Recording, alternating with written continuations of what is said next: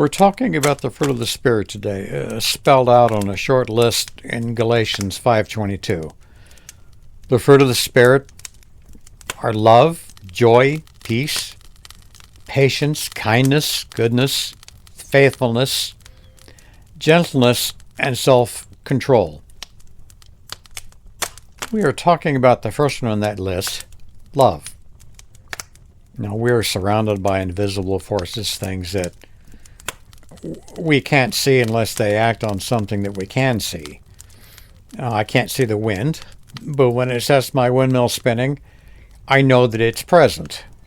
I can't see electricity either, but when I flick on a light switch, I can see that it's effect. I can't see gravity either, but I got a healthy respect for it. And the same with magnetism, sound, and radio waves. The forces that are around us night and day also come to our attention when they suddenly disappear. We know instantly when the electricity goes out, when sounds we didn't even know we were listening to are suddenly gone and the house falls eerily silent. And love is one of those quiet and invisible forces around us. It weighs no more than a shadow. When Paul lists love first in this short list, he's giving it the prominence that it deserves. He's saying that love is not something we should be silent and unseen.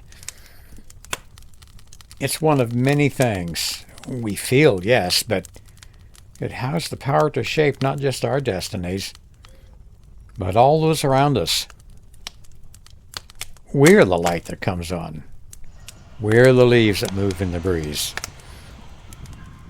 We have the wherewithal to make an invisible force visible. It's the kind of life that we can create.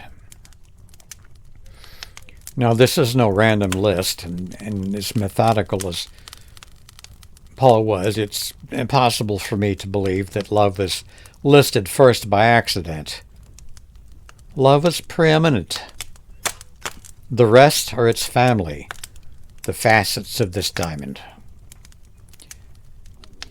Paul isn't ginning up love because that's the only thing in his toolbox that he's familiar with. He's familiar with hate from another life. He's known discouragement, frustration, loneliness, anger. He's felt grief at leaving friends to minister to others who needed to hear him. The Apostle Paul struggled with his humanity, experienced the same wide range of feelings that all humans do,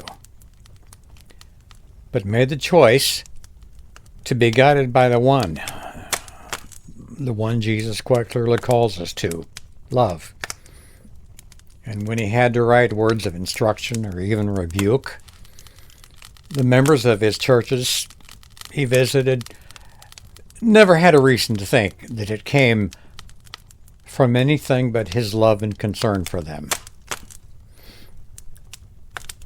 Love was Paul's organizing principle, the engine that drove him to do and be and say what he was, and it should be ours too.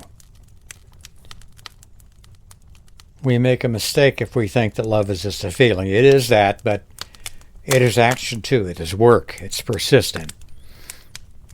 It's a way of life. It's what we are called to do. It is hope and enduring in that hope.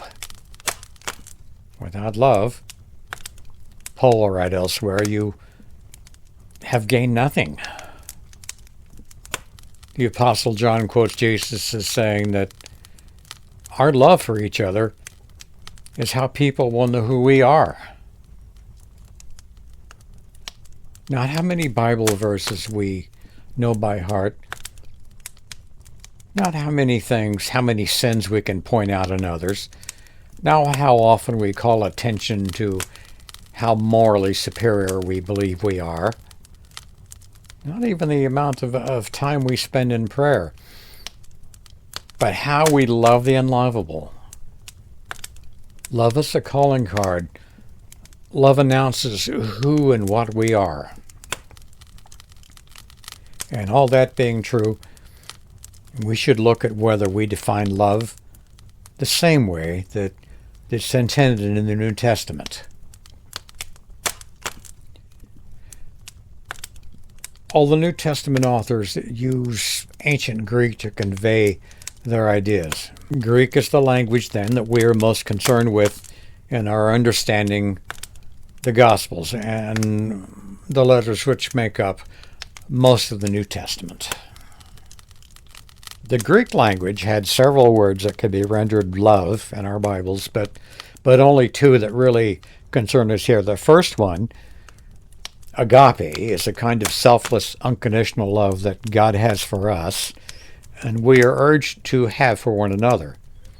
Agape is the word Paul uses in Galatians 5:22 and 1 Corinthians chapter 13. When Jesus talks about love in the Sermon on the Mount, it is agape that he's describing. When John talks about Jesus washing the disciples' feet, this is a kind of love that he is illustrating. A love with no strings attached. The second is filial, and it is the love of close friendships, brotherly love, fondness. The friendship between David and Jonathan in the Old Testament pictures this kind of love. It is also the word used to describe the religious leaders who love to parade around in their flowing robes and receive respectful greetings in the marketplace. And that brings us to yet another point about Greek words. They can have multiple meanings, and the exact meaning a word used might have is very context-driven. To determine the meaning of intended by the author or speaker, you must take into consideration how it's being used. That makes translation of Greek to English very challenging, and the first type of Bible translation, called word for word, has some great limitations. The method of translation would work very well if a Greek word meant exactly one thing and could be translated into an English word that meant exactly the same thing. But the truth is, languages usually don't play well together because both Greek and English words often have multiple meanings. And despite how challenging this type of translation is, some notable efforts have been made, such as the New American Standard, the New Revised Standard, and the Newer English Standard Translation. Another type of translation strategy, known as thought for thought or phrase for phrase, takes a phrase in one language and turns it into a phrase in another, and the result can be a very smoothly readable and accurate translation. Examples are the New Living Translation and the NIV. I often find myself looking up a passage in one of each kind. And one way to understand love is to imagine what life would be like if it didn't exist at all, if love were completely absent in our lives. What would be our relationships look like? Would there be any purpose for morality at all? We now live in a world where we recognize the division between good and evil.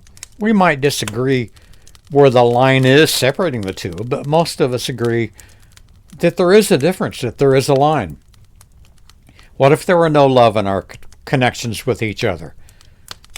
Would there be any need for our associations with others besides what would benefit us?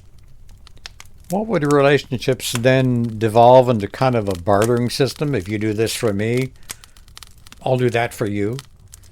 If all our links with others were transactional, and that only, would we have no reason at all to care about the welfare of anyone besides ourselves?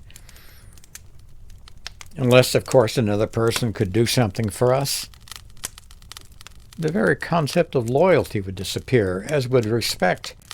Anyone else's feelings or opinions would be irrelevant to us. We would have no reason to care about equality, trust, or honesty.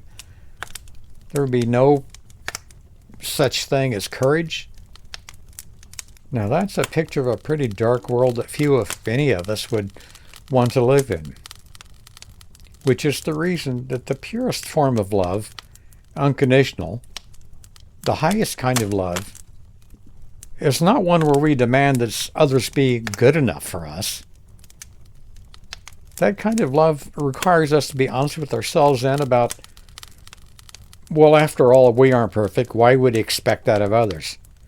So it is the kind of love we are called to show to each other. That is the perfect diamond that we aspire to be in this imperfect world. Next time, one of the many facets, joy. And until then, be merciful, be kind, be tender-hearted to those around you.